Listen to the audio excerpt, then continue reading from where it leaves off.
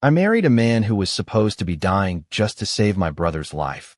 But on our wedding night, he stood up without help and smiled like nothing was wrong. And that was the moment I realized I had just stepped into something far bigger than I understood. I'm Margaret Collins. I'm 67 years old.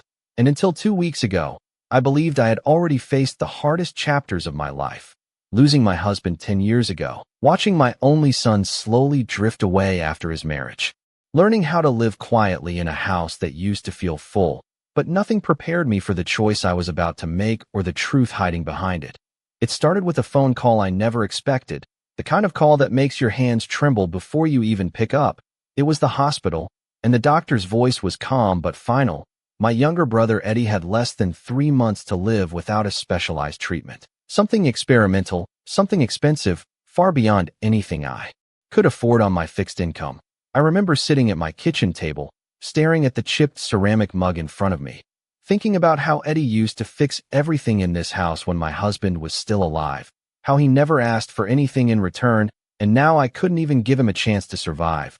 I called my son Daniel that night. I didn't want to, but I had no other options. He listened in silence as I explained, and then there was a pause, long enough for me to understand the answer before he said it. "Mom, that's a lot of money," he said carefully, like he was negotiating a business deal instead of talking about his uncle's life. Sophia, my daughter-in-law, took the phone next, her voice smooth, almost sympathetic, but there was something underneath it, something I couldn't quite name. "Margaret, we wish we could help, but you know how tied up our investments are right now," she said, and I nodded even though she couldn't see me, because I suddenly felt foolish for asking. I hung up and sat there in silence, the house feeling larger than it had in years, like the walls had pulled away from me. And then the next morning, everything changed. A man in a tailored gray suit knocked on my door. He introduced himself as Mr. Lawson, a representative for someone named Charles Whitmore. The name meant nothing to me at the time, but the offer he presented felt unreal, almost absurd.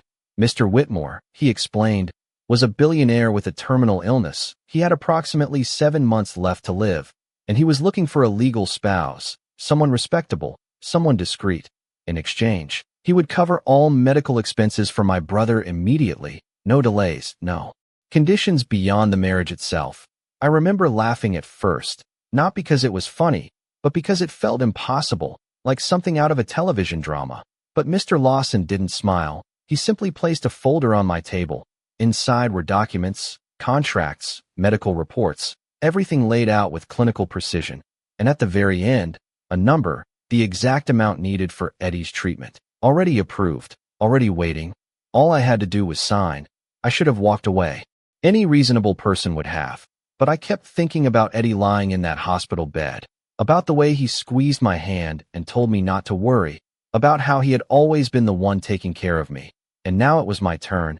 Even if it meant stepping into something I didn't fully understand.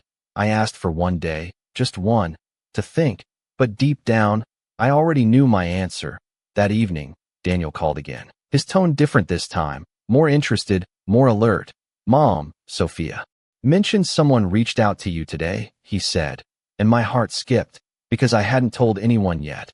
"It's probably not safe to ignore an opportunity like that," he added quickly, and Sophia's voice came through in the background, soft but urgent. "You should at least consider it," she said, and something about the way she said it made my stomach tighten, like she knew more than she was letting on. The next morning, I signed the papers. The pen felt heavier than it should have, like I was sealing something I couldn't undo.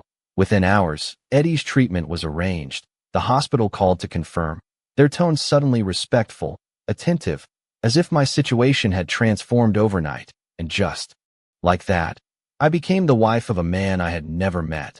The wedding was quiet, almost clinical, held in a private room with only a handful of witnesses. Charles Whitmore sat across from me, pale, composed, his movements slow, measured, just as the reports described. He spoke little, his voice calm, distant, and I told myself this was temporary, that this was a transaction, nothing more, something I would endure for 7 months to save my brother's life. That night, I was shown to a suite larger than my entire home, everything immaculate, everything silent. I stood by the window, looking out at the city lights, trying to convince myself I had made the right choice. And then I heard it, the sound of footsteps behind me, steady, unassisted. I turned slowly, and there he was, Charles Whitmore. No cane, no hesitation, walking toward me with a faint smile. And in that moment, something inside me shifted. Because men who are dying don't move like that. And suddenly, the papers, the phone, calls, Sophia's voice, Daniel's sudden interest, it all started to connect in ways I wasn't ready to face. I didn't say anything. I didn't react. I just watched him, memorizing every detail. Because I had spent my entire life underestimating what I was capable of enduring. But this time, I wasn't going to be the one left in the dark. I did not confront him that night, because I had learned something important in life. The moment you react too quickly is the moment you lose control. So instead I lowered my eyes, adjusted the sleeve of my dress, and pretended I had seen nothing unusual. Charles stopped a few feet away from me, close enough for me to notice that his breathing was steady, not labored, not fragile like a man with only 7 months left to live. "You should get some rest, Margaret," he said calmly, as if everything about this situation was perfectly normal, and I nodded, offering a small, polite smile. The kind of smile I had used for decades to keep peace in rooms where I did not belong. "Of course," I replied, my voice even, my hands steady. But inside, something had already begun to shift, because I was no longer just a woman who had made a desperate decision. I was a woman who had just realized she had been placed inside a carefully constructed story, and I needed to understand who had written it. The next morning, I woke up earlier than usual, the unfamiliar bed too large, too soft, the silence of the house almost unsettling. I dressed slowly, choosing something simple, something that would not draw attention, and stepped into the hallway. The estate was already awake. Staff moved quietly, efficiently, as if they had been trained to exist without being noticed. And when I reached the dining room, breakfast was already set, untouched, waiting. Charles was not there, but a woman in her early 50s, composed and observant, introduced herself as Eleanor, the house manager. "Mr. Whitmore has an early meeting," she said, her tone neutral, but her eyes lingered on me just a moment longer than necessary, as if she were measuring something. I sat down and poured myself a cup of coffee. The aroma rich, unfamiliar. Everything here felt like it belonged to someone else's life, not mine. "Does he often have meetings this early?" I asked casually, keeping my tone light. Eleanor paused for the smallest fraction of a second before answering. "Mr. Whitmore maintains a very active schedule," she said, and that word, active, settled heavily in my mind. Because men who are dying do not maintain active schedules. They prepare, they slow down, they say their goodbyes, but nothing about this felt like that. After breakfast, I asked if I could see the medical reports again. I framed it as concern, as a wife trying to understand her husband's condition, and Eleanor hesitated, just briefly, before agreeing to have them brought to my room. When the folder arrived, I sat by the window and opened it carefully, page by page, reading every line, every number, every signature.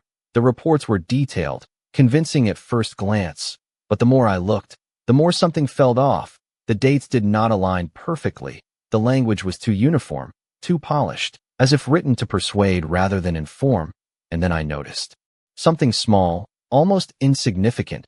The name of the attending physician appeared on multiple documents, but the formatting of the signature changed slightly from page to page. Not enough for someone careless to notice, but enough for someone like me, someone who had spent years organizing my late husband's paperwork, to recognize inconsistency. I closed the folder slowly, my fingers resting on the cover, and for the first time since this began, I allowed myself to think the thought I had been avoiding.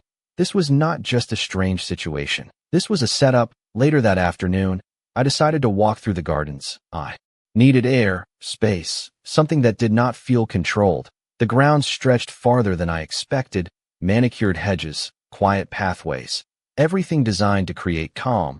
But I could not shake the feeling that I was being watched, not in a threatening way, but in a careful, observant way, like someone monitoring a plan. As I turned a corner near a small fountain, I heard voices, low, deliberate, and I stopped, not out of fear, but instinct. She signed without hesitation, a familiar voice said, and my heart tightened because I recognized it immediately. Sophia? I stepped closer, just enough to hear more clearly. Of course she did. Daniel replied, his tone flat, almost bored. She would do anything for Eddie. There was a pause, and then Sophia spoke again, softer this time, but sharper. That makes her predictable. I felt something inside me grow very still. Not anger, not yet, but clarity. The kind that settles quietly and changes everything. We just need her to follow through. Sophia continued. 7 months is more than enough time. I stepped back slowly, careful not to make a sound, my chest tight, but my mind clear, because now I understood at least part of the truth. This marriage was not just about saving my brother. It was part of something they had planned, something they believed I would never question. That evening, when I returned to the house, Charles was waiting in the study, seated comfortably, a glass of water in his hand. He looked up as I entered, his expression calm, unreadable. "Did you enjoy the gardens?" he asked, and I nodded, stepping further into the room. "They are beautiful," I said, my voice steady, and for a moment, we simply looked at each other. Two people bound by a contract neither of us had fully explained. "You are very observant, Margaret," he said suddenly, and my pulse shifted, just slightly, because there was something in his tone, something that suggested he knew more than he should. I tilted my head, offering a faint smile.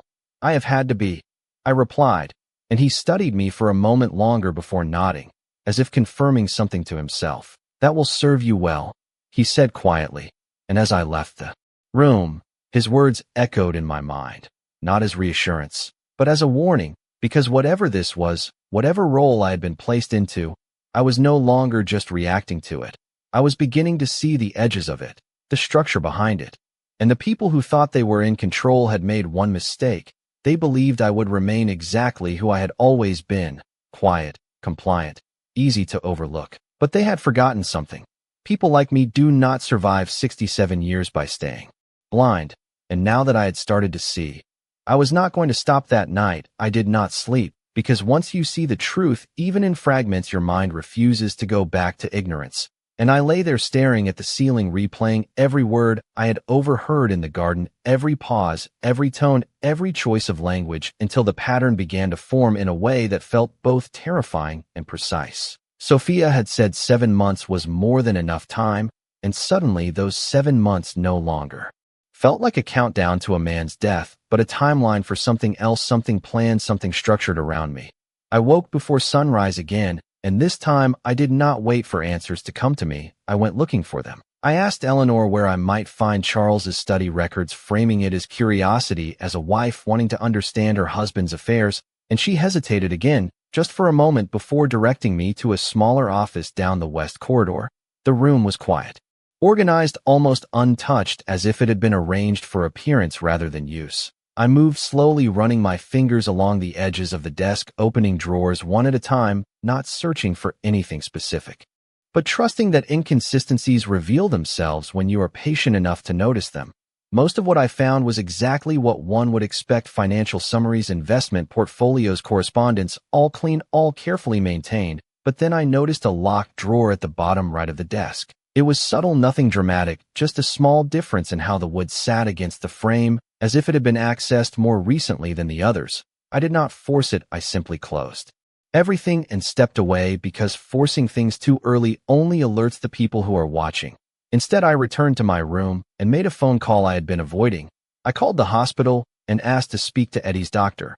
My voice calm, my questions simple. I asked about the treatment timeline, the expected progress, the funding arrangement, and the doctor responded with professional clarity, confirming that the payment had been processed through a private trust, not directly from Charles Whitmore, but from an intermediary account. That detail settled heavily in my chest, because it meant there was another layer, another hand in this arrangement that I had not been told about. After the call, I sat by the window again, watching the long driveway as cars came and went, each one moving with purpose, each one part of a system I was only beginning to see. Later that afternoon, Daniel arrived unannounced, his expression carefully composed, but his eyes alert, scanning the room as if assessing changes. "Mom," he said with a polite smile that did not reach his eyes, and I stood to greet him, matching his tone, matching his restraint. "Daniel," I replied, And for a moment we stood there like strangers who shared a history neither of us was willing to acknowledge. He asked how I was settling in, and I told him everything was comfortable, which was true in the most superficial sense. Sophia joined shortly after, her presence filling the room with a kind of controlled energy. She carried herself with confidence, with the quiet assurance of someone who believes the outcome is already secured. "Margaret, we just wanted to make sure you were being taken care of," she said, and I nodded again because I had learned that agreement can be the most effective disguise. "Everything is more than adequate," I replied, and I watched her closely, the way her eyes moved, the way she held her posture, and I realized something important. Sophia was not nervous, she was expectant, as if she was waiting for something to unfold exactly as planned. We sat together for a short while, exchanging polite conversation that carried no real meaning, and then Daniel brought up the subject that mattered. "There will be some paperwork in the coming weeks," he said carefully. "Just routine adjustments given your new situation." And I tilted my head slightly as if considering his words for the first time. "Of course," I said. "I trust you will guide me through it." And for a brief moment something flickered in his expression, something like relief, or perhaps confirmation. After they left, I remained in the sitting room for a long time, not moving, not speaking, just allowing the silence to settle around me, because silence reveals things that noise hides. I thought about the locked drawer, the intermediary account, the 7-month timeline, and the way Charles had looked at me the night before, not like a man resigned to his fate, but like someone observing a process already in motion.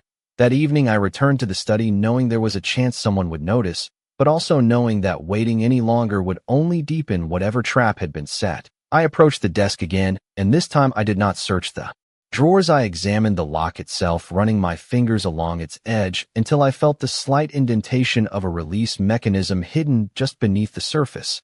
It was not meant to be obvious, but it was not meant to be impossible either.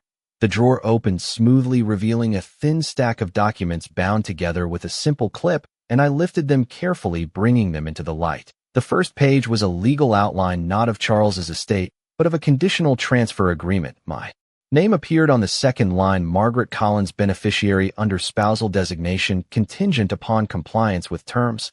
I read each line, slowly, my breath steady, my mind clear, because panic would only cloud what needed to be understood. The terms were precise, almost clinical, outlining a series of conditions tied to time, behavior, and signatures that would ultimately redirect a significant portion of Charles's assets not to me, but through a chain of holdings that led to a final name I recognized immediately: Sophia Collins. I closed the document slowly, my hands still steady, but my understanding now complete enough to shift everything. This was never about saving my brother alone, it was about using my desperation as a bridge, a legal pathway to move something that could not be moved otherwise.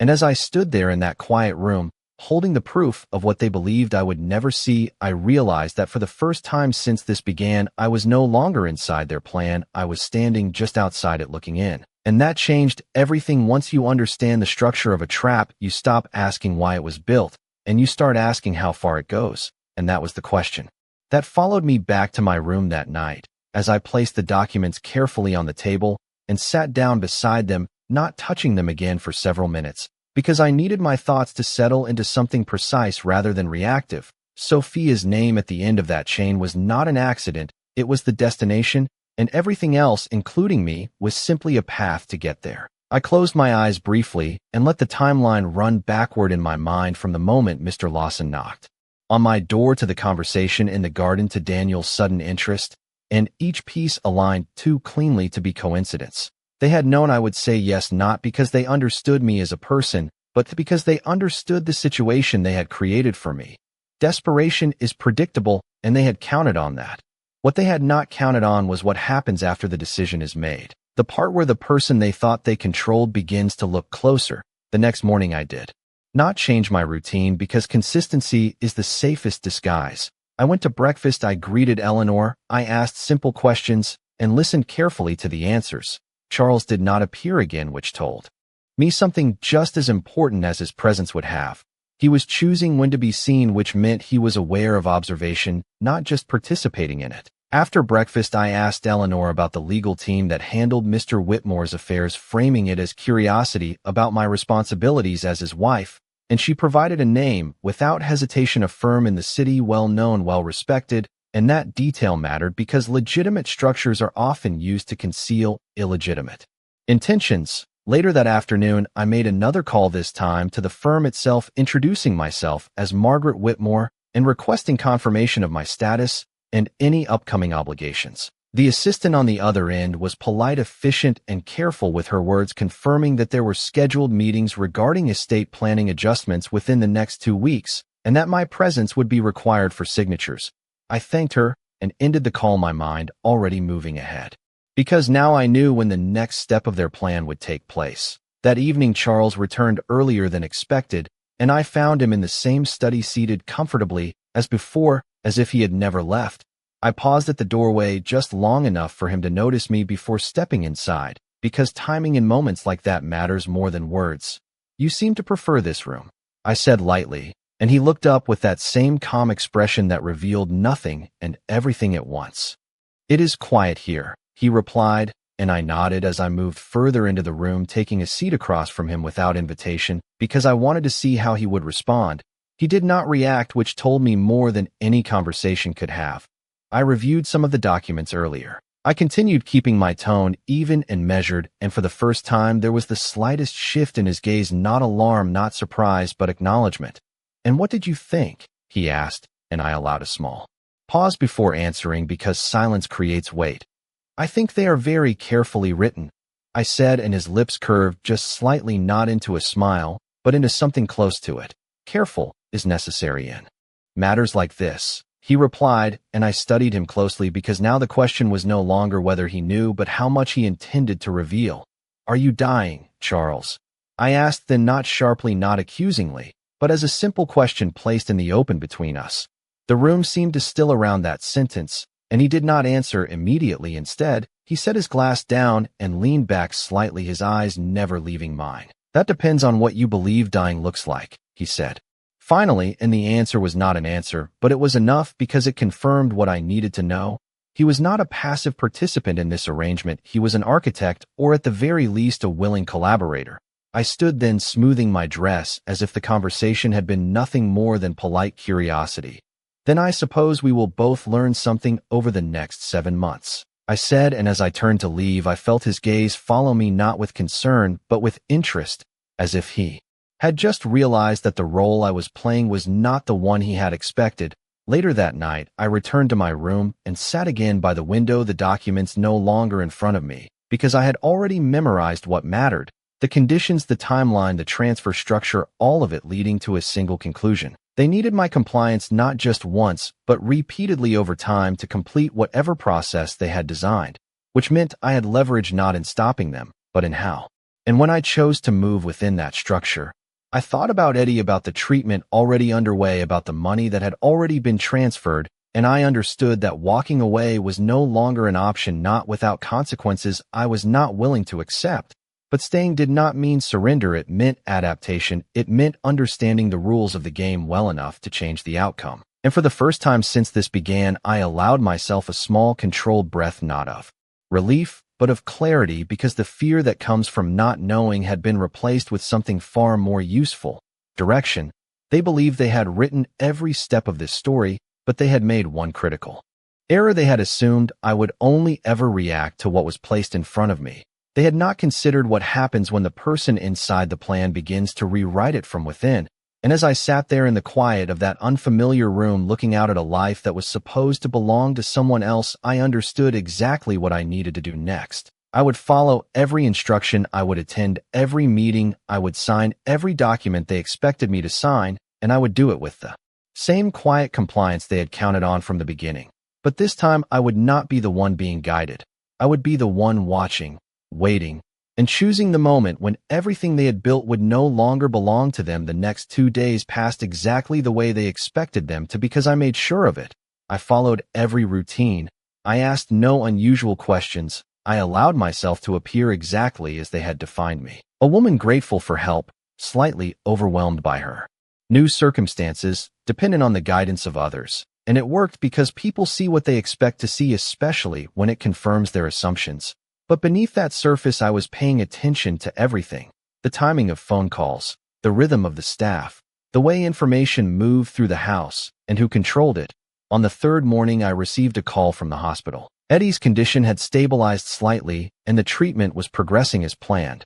The doctor's voice carried a cautious optimism, and for the first time since this began, I allowed myself to feel something close to relief. But it was a controlled relief because I understood now that even that improvement was part of the structure I was inside. They had given me just enough hope to keep me moving forward. That afternoon, Eleanor informed me that the legal team would be arriving the following day to begin what she described as preliminary documentation updates. Her tone was neutral, but there was a subtle shift in her posture as she spoke, as if she were aware that this was not a simple administrative task. I thanked her and spent the rest of the day preparing, not in any visible way, but mentally.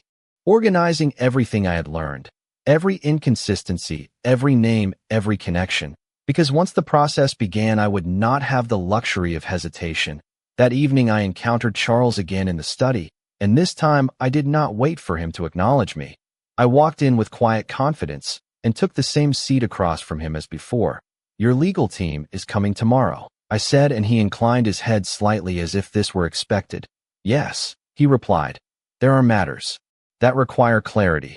And I watched him carefully because clarity was not what this was about. This was about execution. Clarity for whom? I asked, and for a brief moment there was silence between us, not uncomfortable but deliberate. "That depends on what you believe needs to be understood," he said, and again his words offered nothing direct, but everything necessary. He was not denying anything, and he was not explaining anything, which meant he was allowing the situation to unfold exactly as designed. "And what do you believe?" I pressed gently, and this time he looked at me differently, not as someone being observed, but as someone being evaluated. "I believe," he said slowly, "that people reveal themselves most clearly when they think they are in control." And I held his gaze for a moment longer before standing, because that was the closest thing to honesty I had received from him. The next morning the house felt different, not visibly, but in the way a room feels before a storm. The staff moved with increased precision. The air itself seemed more structured, as if everything had been aligned for a specific purpose. The legal team arrived precisely at 10 o'clock, 3 individuals dressed in the kind of understated professionalism that signals both competence and discretion. They introduced themselves politely, and we gathered in the main conference room, where documents were already arranged in neat, organized stacks. Daniel and Sophia arrived shortly after, and their presence confirmed what I already knew. This was not a routine meeting. This was a coordinated step.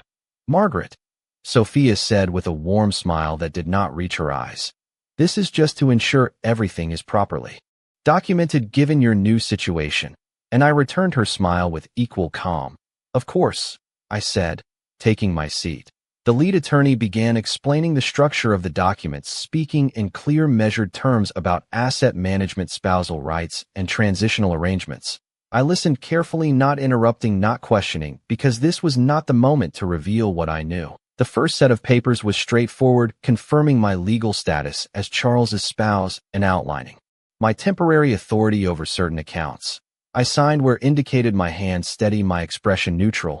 Daniel watched closely, his attention fixed on each movement, as if he were verifying that I was following the expected path. The second set of documents introduced more complexity, detailing conditional transfers that would take effect over the 7-month period, tied to specific criteria, including my continued presence, my cooperation, and my acknowledgement of advisory oversight from designated parties. Sophia's name appeared again, this time more subtly integrated into the structure, not as a direct recipient, but as a controlling intermediary. I felt the weight of it, but I did not react. I simply nodded as if the language were too technical to fully grasp, and signed where they directed me. "You are handling this very well," one of the attorneys remarked, and I offered a small, modest smile. "I trust that everything is in order," I replied, and Sophia's expression softened just slightly, not with kindness, but with satisfaction. They believed I was exactly where they needed me to be. As the meeting continued, additional documents were presented, each one building on the last, reinforcing the same structure, the same path, the same outcome. And with each signature, I became more certain not of what they intended, but of how they intended to achieve it. By the time the meeting concluded, the framework was in place, the initial phase complete. The attorneys gathered their materials. Daniel and Sophia exchanged brief, quiet words with them, and I remained seated for a moment longer, allowing the room to empty before I stood. Sophia approached me, then her tone light, almost conversational. "You see, Margaret, everything is much easier when we all work together," she said, and I met her gaze calmly. "Yes," I replied. "It certainly is."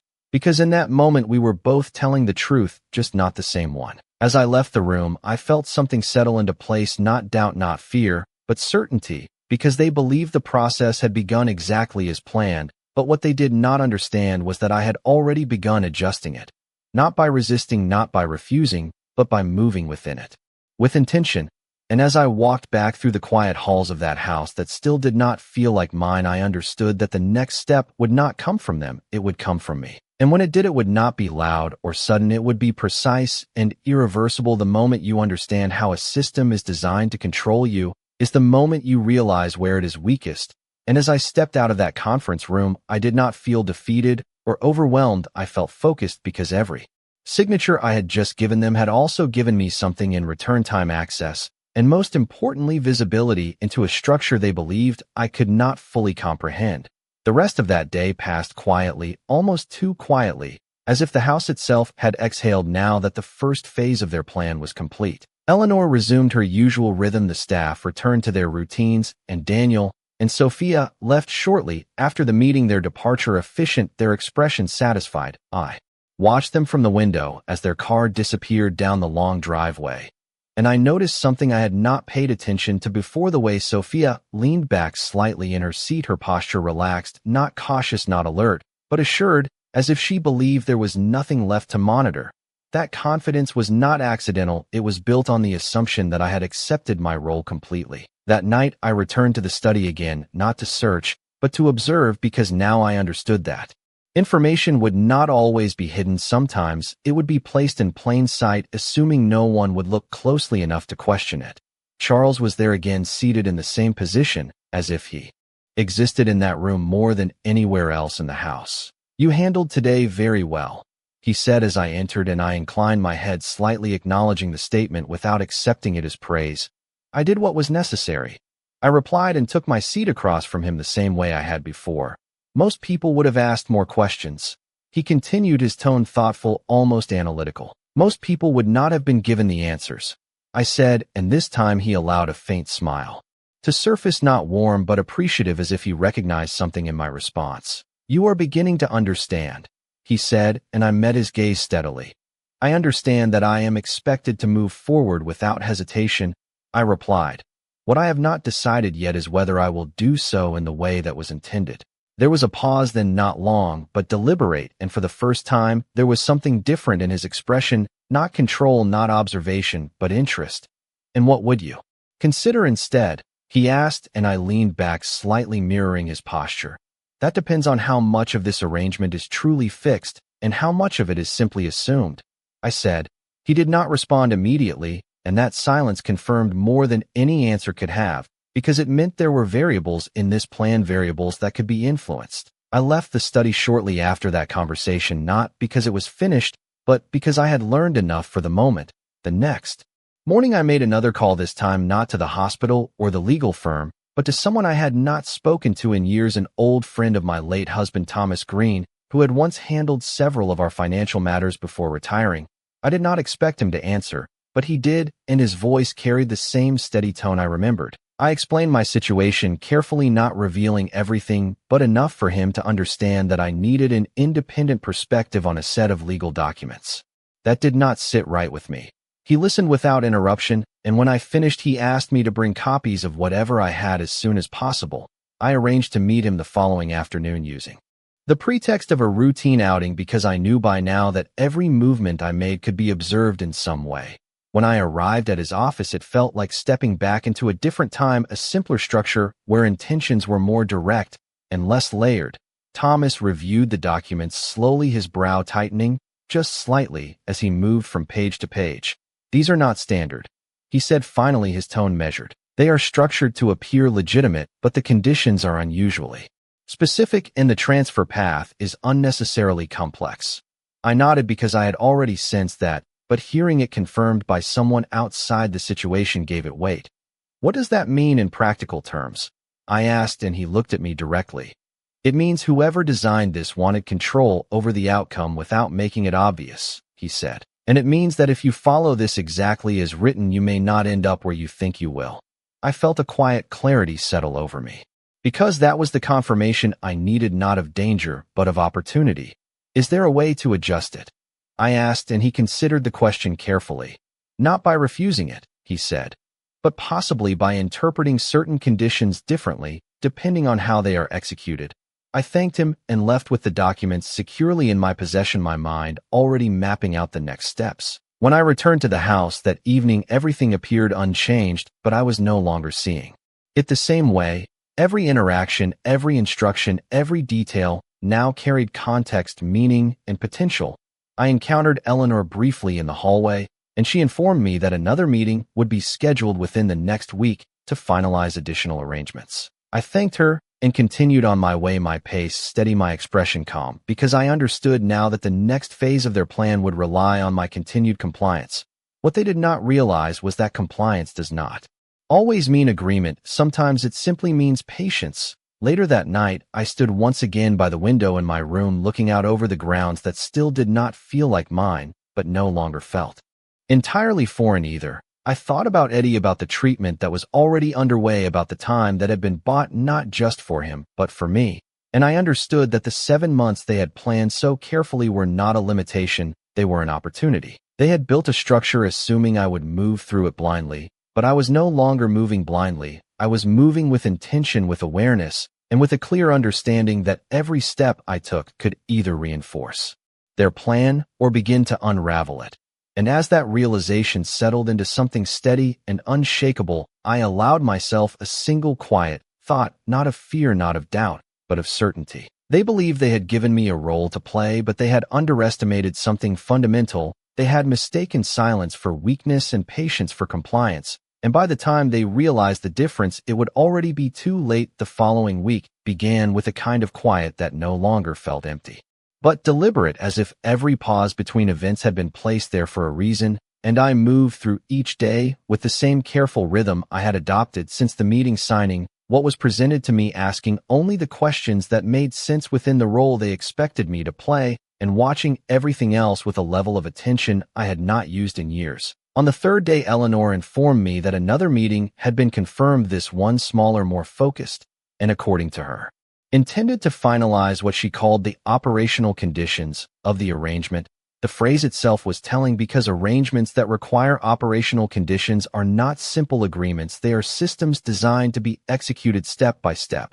I nodded and thanked her, my tone calm, my posture relaxed, because by now I understood that appearing at ease was part of my advantage. Later that afternoon, I received an unexpected message, not through the main channels of the house, but directly to my phone, a number I did not recognize, with a single line of text that read, "Do not assume you are the only one who sees it." I stared at the screen for several seconds, not reacting, not responding, because messages like that are not meant to be answered, they are meant to be acknowledged. I deleted it after a moment, but not before committing it to memory, because it confirmed something I had begun to suspect. This structure involved more than just Daniel and Sophia and Charles. That evening, I returned to the study earlier than usual, and found Charles already there, as expected, his presence consistent in a way that now felt intentional rather than coincidental.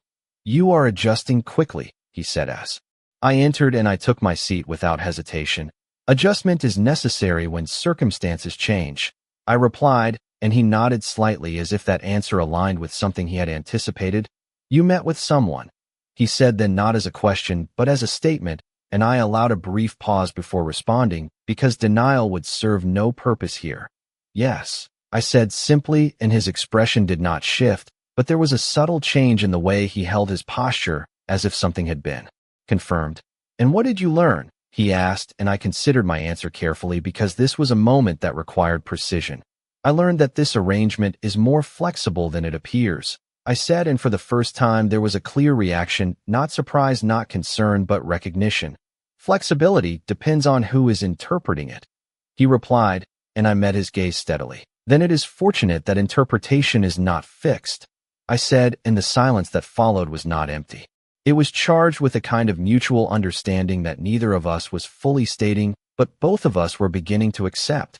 I left the study shortly after that exchange, my mind clearer than it had been since this began, because now the structure was no longer just something I was inside, it was something I could begin to influence. The next morning, the legal team returned, this time with fewer documents, but greater specificity. The meeting was held in the same room, but the atmosphere was different, more focused, more deliberate, as if this phase required greater attention to detail.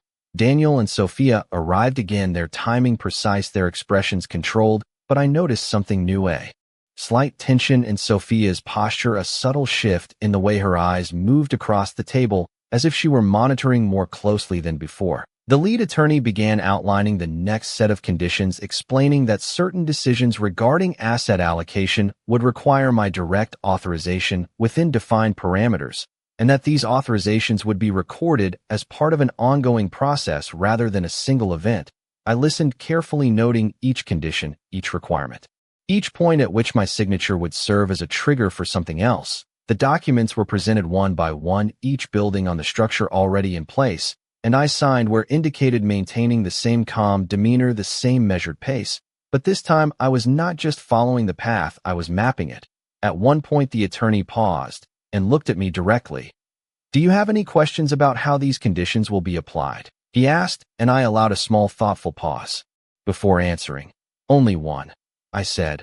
"Are these conditions interpreted strictly as written, or is there room for discretion in their execution?" The room shifted slightly at that question, not dramatically, but enough to be noticed. The attorney glanced briefly at Daniel and Sophia before responding. "There is always a degree of professional interpretation in matters like this," he said carefully, and I nodded as if that answer satisfied me. "Thank you," I replied, and continued signing the remaining documents. Out of the corner of my eye, I saw Sophia's expression tighten, just slightly, not enough for anyone else to notice, but enough for me to recognize that something had changed. After the meeting concluded, Daniel approached me, his tone lighter than before, but his eyes more focused. "You are handling this better than I expected," he said, and I offered a small, polite smile.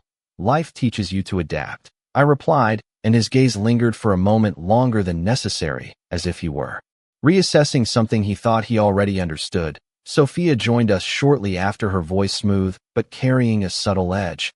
"We are almost through the complicated part," she said. "After this it will all be very straightforward." And I met her gaze calmly. "I look forward to that," I said, because in that moment we were once again speaking the same words with entirely different meanings. As they left the room together, I remained behind for a moment, allowing the silence to settle once more, because silence reveals what conversation conceals. The structure was nearly complete, the framework fully established, and they believed they were approaching the final phase of their plan, but what they did not understand was that the more defined the structure became, the more opportunities it created for interpretation and adjustment. Later that evening, as I walked through the quiet halls of the house, I felt a shift, not in the environment, but in myself. The uncertainty that had once followed me had been replaced with something steadier, something sharper. I was no longer reacting to what was happening around me, I was anticipating it, and more importantly, I was beginning to shape it.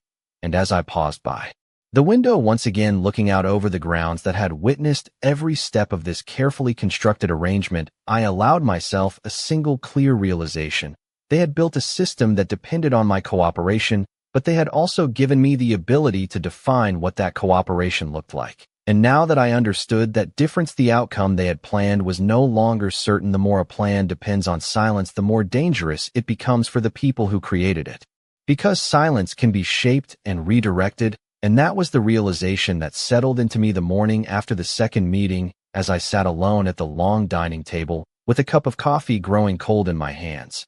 Everything around me looked unchanged, the same polished surfaces, the same quiet staff, the same controlled rhythm of a house that functioned without interruption, but underneath it something had shifted, not in them, but in me. I was no longer observing their system from the inside, I was beginning to move within it with purpose. Later that morning, Eleanor approached me with her usual composed demeanor and informed me that a private dinner had been arranged for the evening. Just myself, Charles, Daniel, and Sophia. Her tone was neutral, but there was a careful precision in the way she delivered the information, as if this gathering held more significance than a simple meal.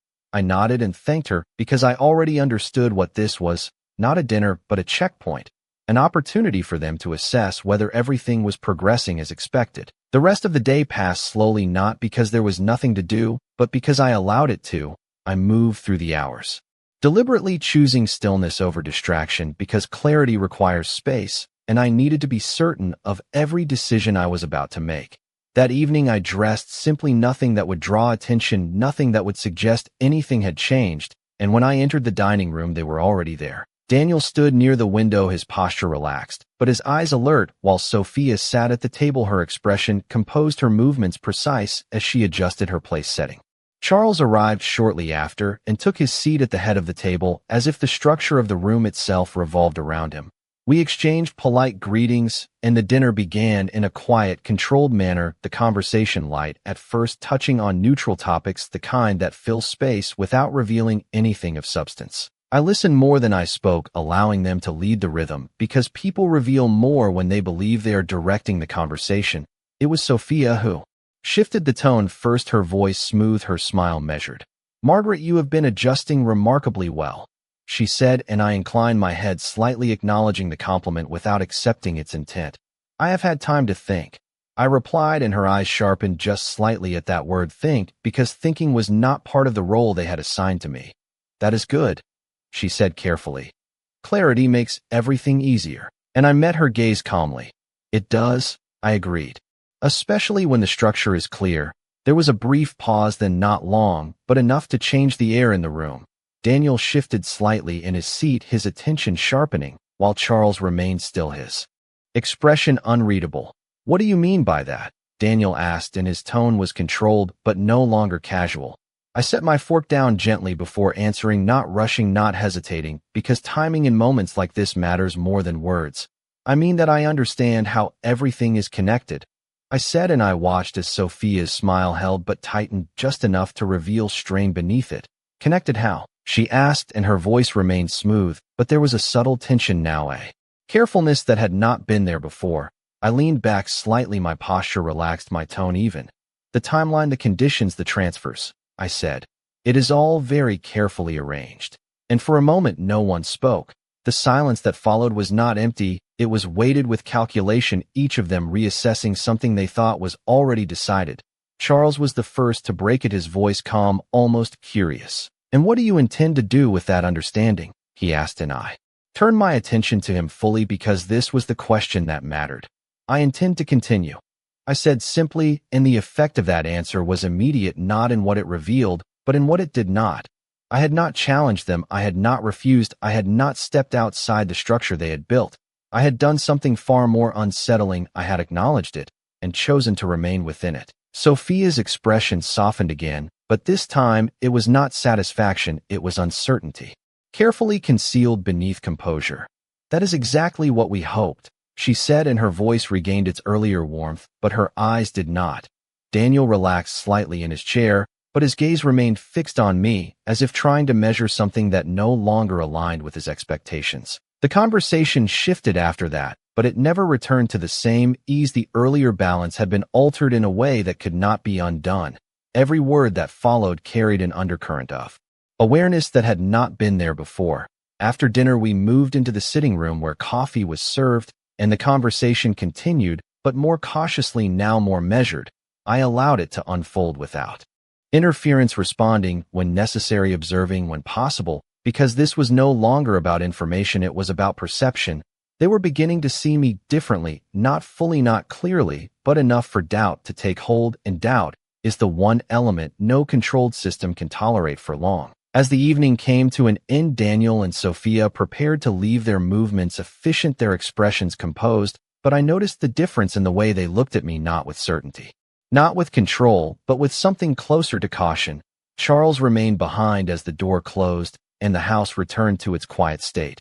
"You changed something tonight," he said after a moment, and I turned to face him, my expression calm. "I clarified something," I replied, and he studied me for a moment longer before nodding slightly. "Yes," he said. "You did." And as I left the room, I felt the shift settle fully into place, not dramatic, not sudden, but undeniable. The structure they had built was still intact, the plan still moving forward, but the balance within it had changed. They were no longer certain of me, and that uncertainty would grow with every step they took. because now every action, every decision, every assumption they made would carry the possibility that it was being seen, interpreted, and quietly redirected. And as I walked back to my room through the silent halls of a house that no longer felt unfamiliar, I understood something with complete clarity. I had not broken their plan. I had made it unstable, and instability once introduced cannot be removed. It can only spread. Instability does not announce itself loudly. It moves quietly, through small changes, subtle reactions, barely noticeable shifts, and by the next morning I could already see it in the way the house functioned. Nothing was different on the surface, the same routines, the same measured silence, the same controlled precision in every movement, but beneath that something had begun to fracture, not in structure, but in confidence. Eleanor greeted me as usual, but her eyes lingered just a moment longer than before, as if she were assessing not just my presence, but my awareness. I returned the same calm acknowledgement because I understood now that every interaction had become part of a larger observation.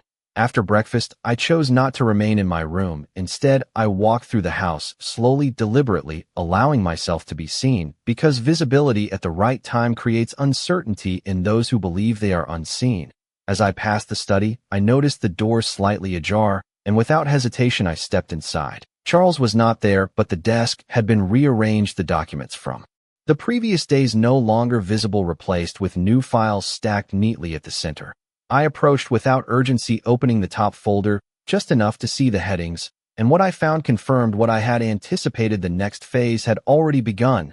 The documents outlined a series of authorizations tied to external accounts and scheduled releases, each one dependent on prior confirmations that I had already provided. I closed the folder, carefully returning everything to its exact position because the purpose was not to interfere but to understand.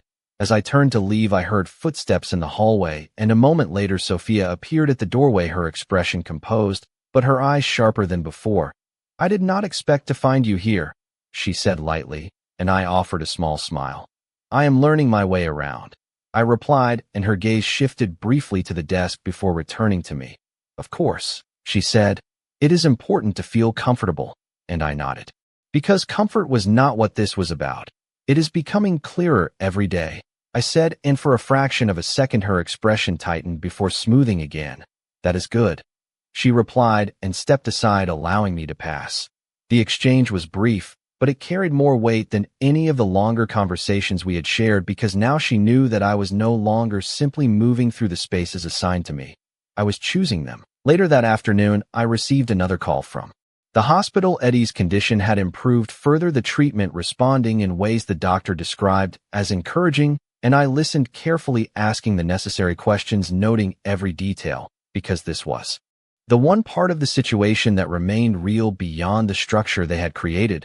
When the call ended, I sat quietly for a moment, allowing that information to settle, because it changed the balance in a way they had not accounted for. My urgency was no longer driven by fear of losing time, it was supported by the possibility of gaining it. That evening Charles sought me out rather than the other way around, and that alone marked a shift. He found me in the sitting room and stood there for a moment before speaking, as if considering how to approach a conversation that had moved beyond its original boundaries. "You are no longer reacting," he said finally, and I looked up at him calmly. "Reaction is inefficient once the pattern is clear," I replied, and he nodded slightly, as if acknowledging a point he had already reached himself. "Patterns can be misleading," he said, and I allowed a small pause before answering. "Only if you assume they are fixed," I said, and for a moment we simply held that exchange between us, neither pushing further, because both of us understood that the conversation had already moved beyond words. He took a step closer, then not intruding, but not distant either. "Do you intend to change the outcome?" he asked, and this time I did not answer immediately, because the question itself required a precise response. "I intend to understand every part of it before I decide what outcome is possible," I said, and his expression shifted just slightly, not in resistance, but in recognition. "That is more dangerous than resistance," he said quietly, and I met his gaze without hesitation. "Only for those who assume control," I replied, and he exhaled slowly, as if something had settled into place for him as well. "Then we will both need to be careful," he said, and I inclined my head slightly. "Yes," I replied. "We will." After he left, I remained in the room for a while longer, not moving, not thinking in any rushed way, but allowing the realization to fully take shape. Charles was not separate from this structure, but he was not entirely aligned with it either. He was watching just as I was, but from a different position within the system, and that meant there were layers here that even Daniel and Sophia might not fully control. The following morning, another message appeared on my phone from the same unknown number, this time only 2 words: next phase. I read it once, then set the phone down without responding, because confirmation was not needed anymore. I already knew what was coming. By midday, Eleanor informed me that an additional meeting had been scheduled for the next day, one that would involve final confirmations and what she described as activation of prior agreements. The phrase was precise, deliberate, and it confirmed that everything we had signed up to this point had been preparation for this moment. I thanked her and spent the rest of the day in quiet observation, moving through the house with the same measured calm that had become my shield, because now more than ever the appearance of compliance was essential. That night, as I stood by the window once again looking out at the darkened grounds, I understood that the plan they had built was reaching its most critical stage, and that every decision from this point forward would carry consequences they could not easily reverse. But what they still did not understand was that the person they believed they had guided into this position was no longer following the path they had laid out. I was walking beside it, just close enough to appear aligned, and just far enough to see where it would break. And when it did, I would be ready. The next morning arrived with a stillness that felt almost deliberate, as if everything had been arranged to hold its breath before something irreversible unfolded. And when Eleanor informed me that the final meeting would begin at precisely 10 o'clock, I did not feel anticipation or fear. I felt readiness, because every step leading to this moment had been building toward a single point where intention and execution would finally meet. I dressed with the same quiet simplicity I had maintained from the beginning, nothing that would suggest resistance, nothing that would signal change. And when I entered the conference room, the structure was already in place, the documents arranged, the chairs positioned, Daniel and Sophia seated across from where I would sit there. Expressions composed, but their attention sharpened in a way that could no longer be disguised as casual observation. Charles was already present, as well, seated at the head of the table, his posture relaxed, his gaze steady, and for the first time since this began, I noticed something unmistakable in him, not detachment, not control, but anticipation. I took my seat without hesitation, my movements measured, my expression neutral, because this moment required precision, not emotion.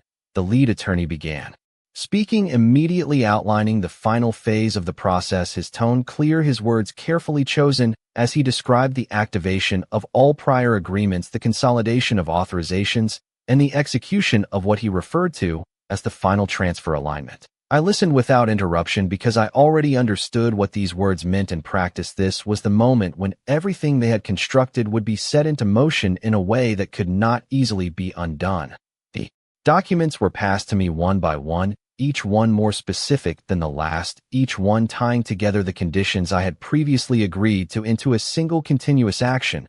I reviewed them slowly, not because I needed to read them again, but because time in this moment was something I controlled and I intended to use it. Daniel watched closely, his attention fixed on every movement of my hands, while Sophia maintained her composed expression, but her fingers rested just a little too still on the table, as if she were holding something in place. "If everything is clear, we can proceed," the attorney said, and I looked up calmly, meeting his gaze before shifting my attention briefly to Daniel and Sophia, then finally to Charles. "Everything is very clear," I replied, and for a moment there was a pause, not long, but enough to shift the balance of the room. I picked up the pen and signed the first document, my hand steady, my expression unchanged, and then the second and the third, each signature placed exactly where they expected it to be. With each movement, I could feel the structure tightening around what they believed was the inevitable outcome. The final document was placed in front of me, the one that would complete the sequence, the one that would trigger the transfer path exactly as they had designed it, and I allowed a brief pause before reaching for the pen again, because this was the point where their certainty was at its highest and their awareness at its lowest. I signed my name slowly, deliberately, and then set the pen down with quiet finality. "Is that all?" I asked, and the attorney nodded. "Yes, Mrs. Whitmore, everything has now been executed," he said, and I inclined my head slightly, acknowledging the statement. Sophia exhaled softly, a controlled release of tension that she had been holding since the meeting began, and Daniel leaned back slightly in his chair, his posture relaxing in a way that suggested completion. For a moment the room settled into a sense of conclusion, the kind that comes when a plan has reached its intended end. But then I spoke. Before we conclude, I would like clarification on one detail. I said, my tone calm, my expression unchanged, and the effect was immediate, not dramatic, but precise, as attention returned to me in a way that was no longer casual. Of course, the attorney replied, and I folded my hands lightly on the table. The conditions regarding interpretation and execution you mentioned earlier, I said. I would like to confirm that my authorizations are applied according to my understanding of those conditions at the time of signing. There was a brief pause as the attorney considered the wording of my request, and I watched as he glanced toward Daniel and Sophia before answering. Your authorizations are valid as executed under the agreed terms, he said carefully, and I nodded as if that answer satisfied me. Thank you, I replied and leaned back slightly in my chair. The meeting began to dissolve after that, the attorneys gathering their documents, Daniel and Sophia exchanging quiet words that carried a sense of completion, but also something else, something less certain.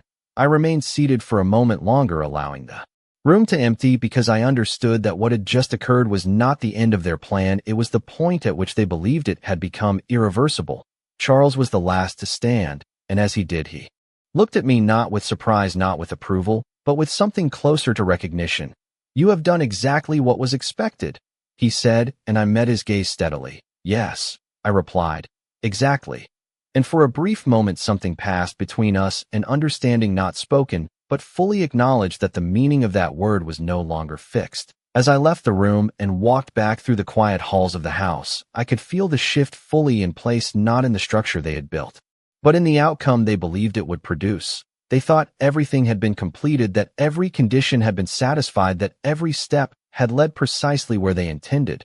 But what they had not realized was that execution does not guarantee outcome when interpretation is no longer under their control. And as I reached my room and closed the door behind me, I allowed myself a single steady breath, not of relief, not of triumph, but of certainty, because the moment they believed they had secured everything was the exact moment they had lost control of it. The moment after control is lost is rarely loud. It does not come with raised voices or sudden movement. It arrives quietly, almost imperceptibly, and reveals itself only to those who understand what to look for. And as I sat alone in my room that evening after the final meeting, I could feel it settling into place, not around me, but around them. They believed everything had been completed, every condition fulfilled, every outcome secured, but what they had failed to recognize was that the final step had not locked the structure, it had shifted the authority within it. The next morning confirmed it.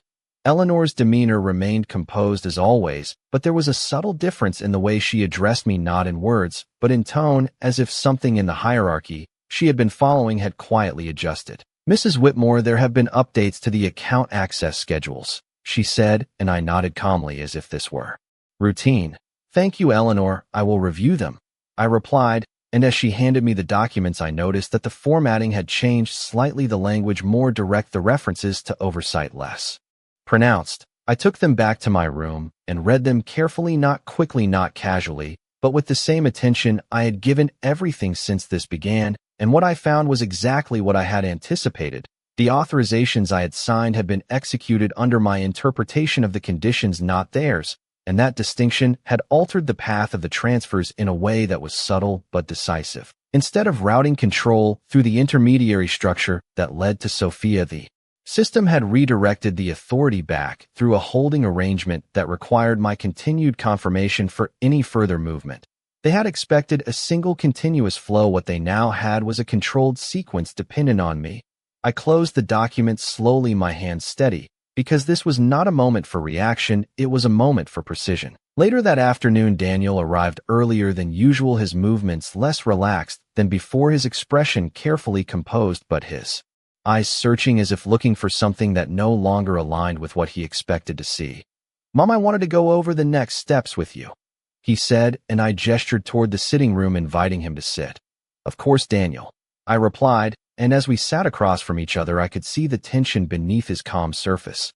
There have been some discrepancies in the execution, he continued, choosing his words carefully. Nothing serious, just minor adjustments that need to be clarified. I inclined my head slightly as if considering his concern. I reviewed the documents this morning, I said. Everything appears consistent with the conditions as they were explained. His gaze sharpened at that, and for a moment he seemed to search for a response that would not reveal too much. Yes, but the interpretation may not align exactly with what was intended, he said, and I allowed a small pause before answering. Intention is not always the same as agreement, I replied, and the effect was immediate, not dramatic, but unmistakable. Something in his posture shifted not outwardly, but internally, as if he had just realized that the framework he believed he was operating within was no longer fixed. Sophia arrived shortly after, her presence controlled, but her composure more deliberate than before. Margaret, we need to ensure that everything continues smoothly. She said, her tone warm, but her eyes focused with a precision that had not been there before. I met her gaze calmly. It will, I said, as long as the conditions are followed as written. And for the first time since this began, her expression did not fully recover from that response. The briefest flicker of something real crossed her face, not anger, not frustration, but awareness. We should review everything together, she said, and I nodded. Of course, I replied. Transparency is important, because now transparency worked in my favor, not theirs. We reviewed the documents together at the table, each line, each clause, each condition, and as we did it became clear, not through argument, but through structure, that the path they had designed was no longer the path the system was following. They had built it to appear controlled. But in doing so, they had introduced a variable. They could not remove interpretation, and once interpretation shifted, control shifted with it. Daniel grew quieter as we progressed, his earlier confidence replaced with careful calculation, while Sophia maintained her composure, but her movements became more precise, more deliberate, as if she were attempting to regain control through attention alone. This can be adjusted, Daniel said finally, his tone measured. We can realign the process before it moves any further. And I looked at him steadily, not with resistance, but with clarity. The process has already begun, I said. Any adjustment would require new agreements and new conditions. And that was the moment the reality settled fully into place for them, not through confrontation, not through conflict, but through understanding. They could not simply correct what had happened, because what had happened was valid within the structure they had created. Sophia leaned back slightly, her eyes fixed on me now, without pretense, without the earlier layers of control. You knew, she said quietly, and I held her gaze without hesitation. I understood, I replied, and the distinction mattered because understanding is not the same as knowing. It is something deeper, something that cannot be undone. The room fell silent after that, not empty, but resolved, because the balance had shifted completely. They were no longer guiding the outcome, they were responding to it. And that position carries a different kind of weight, one that does not allow for assumption or certainty. Charles entered the room shortly after, as if drawn by the change in atmosphere, and he took in the scene with a single glance, his expression calm but his eyes sharp with recognition. It appears something has changed, he said, and I inclined my head slightly. Only the direction, I replied, and for the first time since this began there was no ambiguity in his response. He nodded once slowly, not in surprise, not in concern, but in acknowledgement, as if he had been waiting to see whether this moment would arrive. And as I sat there in that quiet room with the structure of their plan still intact, but no longer theirs to control, I understood something with complete certainty.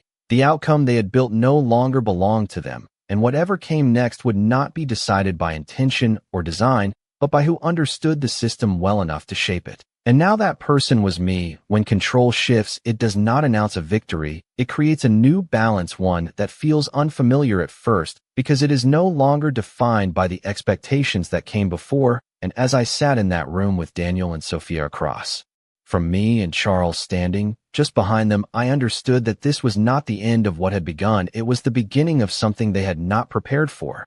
No one spoke for several seconds, because there was nothing left to explain. The structure had already spoken for itself, and now it was simply a matter of what each of us would do within it. Sophia was the first to move, not with words, but with posture, straightening slightly, as if reclaiming a position she was no longer certain she held.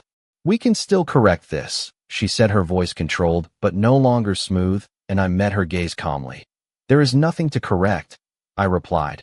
Everything is functioning exactly as it was written, and the distinction settled between us not as a challenge, but as a fact she could not dismiss. Daniel exhaled slowly, his earlier composure replaced with something more grounded, more cautious. "Mom, this was not meant to become complicated," he said, and I allowed a small pause before answering because that word complicated revealed more than he intended. "It was always complicated," I said quietly. "You just expected me not to see it." And for the first time since this began, he did not respond immediately because there was no simple way to reframe what had already been revealed. Charles stepped forward, then not to intervene, but to observe more closely, his presence steady, his expression unchanged. "And now that you do see it," he said, "what happens next?" I turned slightly to face him because that question carried weight beyond the room, beyond the structure, beyond the plan itself. "Now it continues," I said, "but not in the way it was intended." And the silence that followed was no longer uncertain. It was settled, each of them understanding that the path forward would no longer be directed by assumption or control, but by adaptation. Over the next few days, that understanding began to take shape in ways both subtle and undeniable. The accounts remained active, the transfers continued, but each step required confirmation that only I could provide, and each confirmation came with conditions I chose not to impose openly, but to interpret carefully, ensuring that nothing moved without alignment to the structure as it now existed. Daniel attempted to reintroduce adjustments through conversation, through suggestion, through careful wording, but each attempt returned to the same point: the system was no longer responsive to intention, it was responsive to execution, and execution now required my agreement. Sophia adapted more quickly, her approach shifting from control to negotiation, her tone measured, her words precise, as she began to explore alternatives within the structure, but every alternative still led back to the same reality. The framework they had built no longer functioned in the way they had designed it. Charles remained present, but distant, observing more than participating, his interest no longer in the outcome they had planned, but in the way it was unfolding now. One evening, as I stood again by the window, he joined me, not speaking immediately, but standing beside me in a silence that no longer felt controlled. "You changed everything without breaking anything," he said finally, and I considered his words carefully before answering. "It was already designed to change," I said. "It just required someone willing to see how." He nodded slightly, as if that answer aligned with something he had known but not confirmed. "And your brother?" he asked after a moment, and I allowed a small breath, not of hesitation but of reflection. "He is recovering," I said. "The treatment is working." And for the first time since this began, there was something in his expression that resembled approval, not for me, not for them, but for the outcome itself. The following week brought a final meeting, not structured, not formal, but necessary. The four of us seated together once more, not as participants in a plan, but as individuals within a system that had already been altered. No documents were presented, no signatures required, because everything that needed to be done had already been done. Daniel spoke first, his tone quieter than before. "So what does this mean now?" he asked, and I looked at him steadily, not with judgment, not with anger, but with clarity. "It means the system continues," I said, "but the outcome is no longer predetermined." Sophia held my gaze, then her composure intact, but her certainty gone, replaced with something more measured, more aware. "And your role?" she asked, and I inclined my head slightly.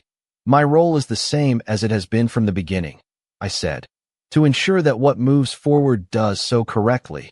And the weight of that word correctly settled into the space between us because it no longer belonged to them alone. Charles exhaled softly, as if acknowledging the final shift. "Then it appears the arrangement remains," he said, and I met his gaze one last time with a calm that no longer required restraint. "Yes," I replied, "but it is no longer yours to control." And as the room fell quiet again, not with tension, but with acceptance, I understood that what had begun as a transaction had become something else entirely, not a victory, not a defeat, but a redefinition.